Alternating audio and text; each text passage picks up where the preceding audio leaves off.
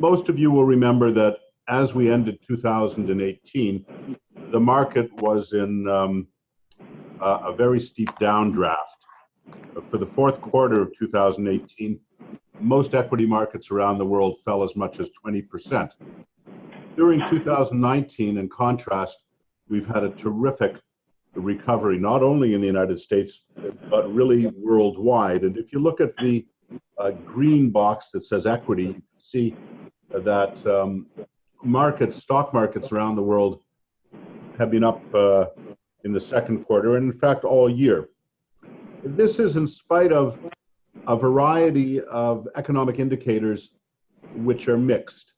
In the United States, employment has been very strong. Unemployment continues to be at post-war lows, but we're seeing weakness in a variety of markets, including important sectors such as housing and automobiles and business investment.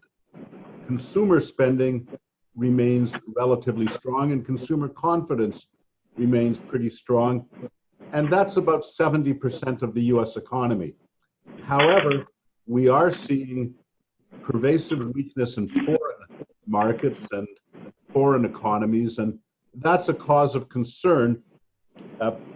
Today, as we speak, the Federal Reserve governors are meeting in New York to decide on interest rate policy, and speculation is almost universal that the Federal Reserve will decide to cut rates in the United States in spite of continuing economic growth and continuing low unemployment. This is unusual to say the least. And one of the reasons for this is that inflation in the United States remains below target. And the fear is that we will see deflation in the United States, which is a real problem that nobody wants to get involved with. In the meantime, stock markets remain strong and bond markets are surprisingly strong as yields fall around the world, perhaps to the surprise of some. Could we go to the next slide, please? You can see that the target rates for short-term money around the world outside of the United States are essentially zero. The European Central Bank basically has cut rates to zero, and as we'll see in a minute, this has resulted in bond yields in Europe being negative. The Bank of Japan has remained in negative territory for a number of years. This means that the Federal Reserve in the United States is an outlier with rates that are far above those in the rest of the world. This has led to a strong US dollar, which is an impediment to US trade because US exports become more expensive for people around the world, and imports to the United States are cheaper. This leads to a US trade imbalance, which the Trump administration opposes. So we certainly expect to see the Federal Reserve lower rates in its meeting that's taking place today, July 30th, and tomorrow, July 31st. Could we see the next slide, please, Stephanie? You can see that the areas in red are places in the world where bonds have a negative yield. And as you can see from this slide, this encompasses almost all of the developed world, certainly almost all of Europe. And this is for maturities going from 6 months out as far as 10 years. This basically means that people in countries such as Germany and Austria and Switzerland are prepared to lend their governments money for 10 years and get nothing in return. In fact, get a negative yield in return. Normally, we see this kind of pattern only in times of deflation, when money becomes worth more as goods become cheaper. This is a real worry. Deflation only happens when there's no growth in the economy, and certainly the central banks would much prefer to see more inflation and higher bond yields. And what we're seeing in the United States is basically those two tensions working against each other. Nonetheless, or perhaps because of these very low yields, stock markets have had a terrific first half of the year. The green line on the very right hand of this graph shows you that the S&P Standard & Poor's 500 is up almost 20% the first half of 2019. That's the best first half in 22 years, and certainly is a surprise to most commentators and is in sharp contrast to the negative results of the second half of 2018. We've seen these wonderful results, particularly in the large growth stocks, but really around the world. And if you look at the next graph, the so-called quilt, which shows you the returns on various asset categories, the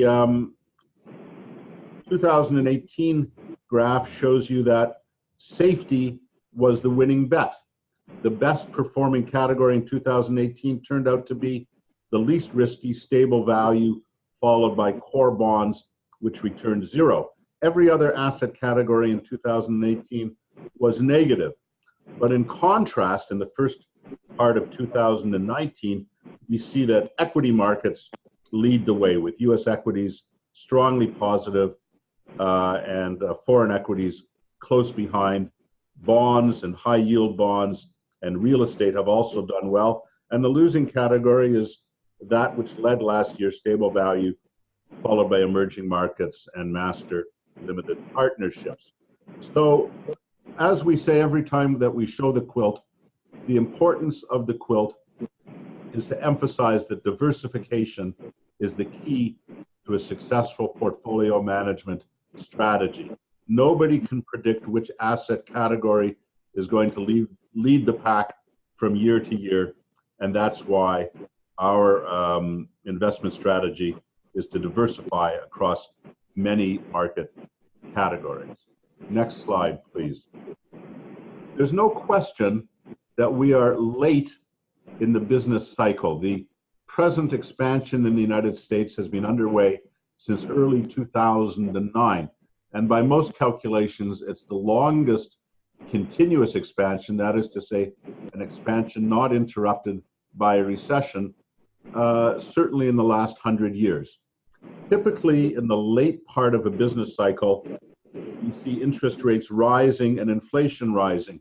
But in contrast, and as a great surprise to the economist, what we're seeing now is, in fact, very little inflation, lowering interest rates, but we are seeing moderating growth in corporate profits and somewhat moderating confidence among the consumers.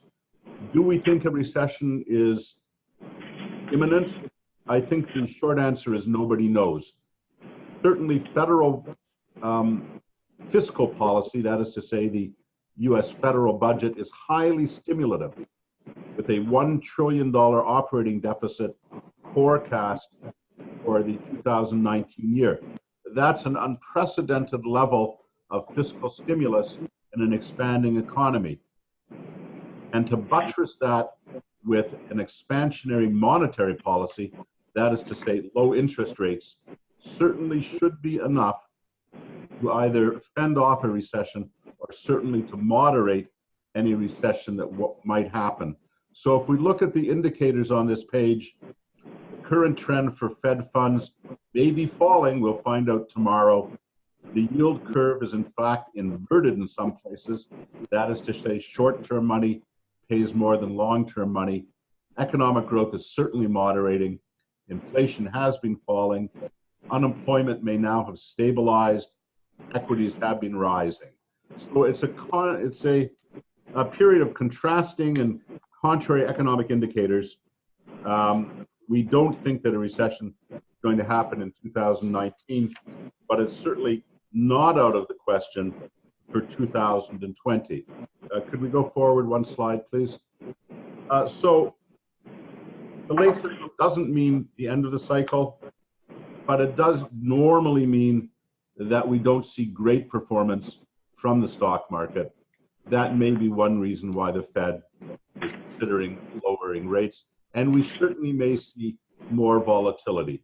There's a number of factors which lead to increased volatility, including trade tensions between the United States and China, its most important trading partner. Those deals have not been made yet. Those tensions have not yet been satisfied. and that can certainly lead to volatility. Interest rate policy can lead to volatility. And of course, what ultimately drives stock prices are corporate earnings. Right now, we're in the middle of Q2 corporate earnings, which are coming in quite positively so far. When we design our managed products for you, our tier one products, our focus is on protecting the downside, protecting your capital. We have designed these products to be less volatile than the market as a whole and to do better in bad times than the market. Should bad times be coming, we'll see how successful we are at that. So that's the economy. Now let's turn to our actual performance. First of all, by looking at our managed products, our tier one products, and the actual returns that have been earned in the first 6 months of the year. As always, the returns we're showing you are net of the investment management fees. So our capital appreciation fund, our product that's designed for those prepared to take more risk, has returned 15.9% in the first half of the year. That's an excellent return, very slightly less than the index of world markets, and really an excellent return.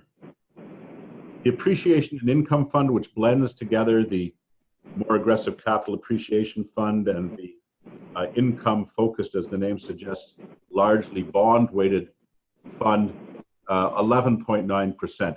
That's an excellent return historically for a product of this kind that balances risk and yield, and slightly ahead of its benchmark. The income focused fund itself, 7.1%, a terrific return in a time of low interest rates, significantly ahead of its benchmarks, and we'll talk about why that is in a moment. And finally, the capital preservation fund, the fund which led the way last year in a year of largely negative returns, is not producing much of a return and is more or less matching its benchmark of the US 3-month Treasury bill. So why are these funds performing as they are, and what's inside them if we look under the hood? The capital appreciation fund focused on growth is primarily invested in equities around the world, not only US stocks, but developed stocks around the world, markets such as Japan and South Korea and Northern Europe, and also emerging markets. To diversify, we also invest in real assets such as real estate and in US bonds. The income-focused fund, as the name suggests, has the object of garnering income on a regular basis regardless of how the markets do. Its core holdings are US bonds and what we call unconstrained fixed income. That is to say, different kinds of bonds, including convertible debt and higher yield bonds. And to diversify that, we put in, again, real assets such as real estate investment trusts and some US stocks which are more income focused. Those diversifiers have allowed the income focused fund to beat its benchmark by a substantial margin this year. The appreciation income fund is simply a blend of these two products, 55% capital appreciation and 45% income focus. And finally, the capital preservation fund, which guards participants' capital in all circumstances by taking out insurance on bonds that are themselves very safe, has a very low return, but very low volatility. And that's, I guess, what participants expect. If we look at the next slide, we can get an idea of the risk that we're taking in these products. As you can see, the capital appreciation fund is significantly less risky than its benchmark against which we measure both performance and risk. Standard deviation demonstrates volatility. A lower standard deviation means the fund is less risky. And you can see as well that our income-focused fund is less risky, and therefore our appreciation and income fund is less risky than the benchmark. So what we're trying to achieve in Tier 1 is to get returns which are close to the benchmarks, but with less risk so that when we do hit negative periods, when we have times when the markets are falling, capital will be more protected in these products. I now want to turn to the Tier 2 investment funds. These are funds which participants have selected for themselves, and these are passive products. That is to say, there is no manager trying to pick stocks or bonds. These are indexed products which will therefore very closely or identically follow the indexes which they're designed to track. And as you can see, that's what products are doing. Those who put their money into the S&P 500 are getting 18.5%, and so forth down the line. I do want to mention the Reform Jewish Values investment product, which we introduced a while ago. You can see that participants in that product are doing well by doing good. They have a 17.7% return. That's in excess of the benchmark. It's very close to the S&P 500, which is what it's designed to imitate.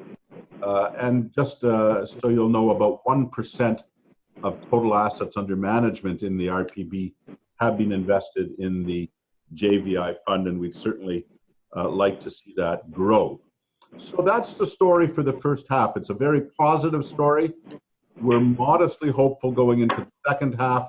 Certainly, we expect to see more volatility, and much will depend on how trade talks work out and how earnings come through. And I'm sure that's what the Federal Reserve is talking about in its meetings today.